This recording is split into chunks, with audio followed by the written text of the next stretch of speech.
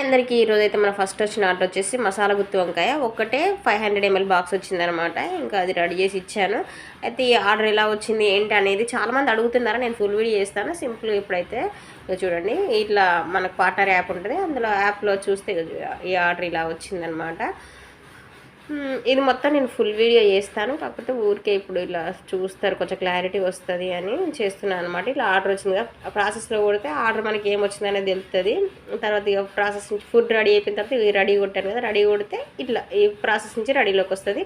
Ready అయిపోయిన తర్వాత ఇంకా డెలివరీ పర్సన్ వస్తాడు. ఇక చూడండి, నాకు డెలివరీ పర్సన్ వచ్చిన్నాడు. అతను కాల్ చేయాలంటే ఇక్కడ నొక్కాలన్నమాట.